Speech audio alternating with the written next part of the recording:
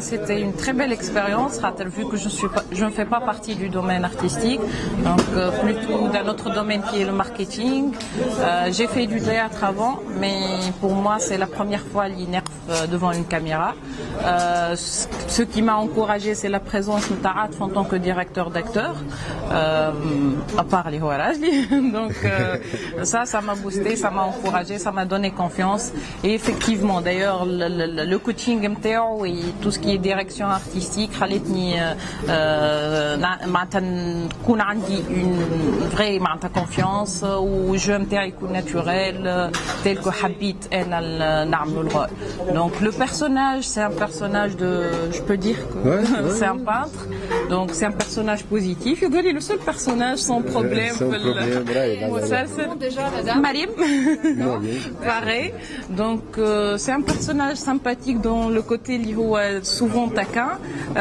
C'est un personnage très sensible, très humain, très généreux. Il est mature aussi. C'est un personnage qui apporte شوية حكمة شوية نصايح. الفنان اللي هو بوزيتيف وسط المجتمع. بون حسب ما يقولوا برشا قريب مني برشا في الدنيا لو بيرسوناج قريب من طبيعتي دونك j'ai pas trouvé beaucoup de difficultés. Voilà, donc حسيتو le personnage et j'ai donné le meilleur de moi-même et j'espère que ça va plaire à tout le monde. بربي نستأذنك ونحيي الناس الكل اللي خدمنا في المسلسل لأنه بالحق 30 حلقة صعيبة معناتها تعداو علينا الفصول الكل من الشتاء حتى وصلنا للصيف اليوم واحنا نصوروا. فما برشا ناس تعبت وناس سهرت الليالي وتصبيحات وكذا وساعات تصوير. نحب نحيي مرتي وزوجتي وعشيرتي رفيقة دربي معناتها خاطر صبرت معايا بالكدا وضحات معايا ودخلت حبت تتعلم شنو قاعد يصير وكذا. كانت لها اول تجربه نتصور اللي هي اون اكسبيريونس بوزيتيف وخذت دور وابهرتني بادائها التلقائي وتشوفوا معناتها تتفرج فيها عمرك ما تقول هذه اول تجربه. يعطيها الصحه. ونحيي برشا المهدي نصره اللي يعطاني ثقته وعاملني بكل لطف وبكل لين وعطاني قيمتي اللي نستحقها عكس برشا الناس اخرين. وبارك الله فيه يعطيه الصحة وإن شاء الله تستمتعوا في مسلسل يشد الانتباه إن شاء الله. هو لو بيرسوناج ايتي ديفوالي معناتها سي بون توا نجم نقولوا اللي هو شخصية سلفي جهادي. ولا عافي بالك. مانيفيك بالحق مانيفيك على الاخر تجربه اصعب مره في حياتي نمثل.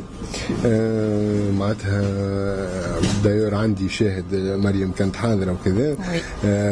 معناتها دور صعيب على الاخر لانه ما عندكش مكوناته الشخصيه ما عندكش ما تعرفهاش حاجه. نتفرجنا فيهم في التلفز نتفرجوا فيهم في شنو يعملوا شنو كيفاش ما عندناش فكره واضحه على الابعاد نتاع الشخصيه. معناتها باش تركب شخصيه يلزم عندك ابعادها الكل النفسيه الاجتماعيه الجسديه كذا. ذوما ناس ما نعرفهمش بالكدا هما شخصيات تعيش في الظل تعيش في اللامبر وكذا. فحاولنا معناتها بالخيال بالشيء اللي نعرفوه هكا شويه بنسموا عليها نصوروا الشخصيه هذه نتقمصها اللي هي معناتها شخصيه مختلفه جسديا عليا وفي تركيبتها النفسيه وفي كذا. معناتها سي ان فري رول دو كومبوزيسيون رغم اللي هو ما هي الشخصيه حاضره برشا في المسلسل لكن انا ما ناخذهاش من زاويه نظر هذيك حاضره برشا ولا شويه. هي شخصيه معناتها حاضره دراميا في وسط المسلسل وما تنجمش تتعدى ان بيرسو. وشخصية تونسية معناتها يتكلم بالتونسي وتونسي ويعرف تونس وعنده قناعات اللي هي مش بالضرورة نتفقوا فيها معه ما نتفقوش فيها معها اسونسيالمون. معناتها شوف أنا ديما الشخصيات اللي عملتها هي شخصيات بالأساس نحب نحاربها. معناتها عمري ما خدمت الشخصية البوزيتيف البرسوناج شكوسي بوزيتيف العربية. اللي انا نحبه ولا ندافع عليه معناتها. الله غالب زهري يمكن في التمثيل انا شاهده ماهوش كيفهم بالكل لي بيرسوناج الكل. انا ديما عندي شخصيه شريره، انا يلزمني نحب نحاربها فنتقمصها، من بعد ما نعرفش شنو تعطي معناتها، فهمت؟ عكس الدنيا والله عكس الدنيا. عندي شاهد من اهلي.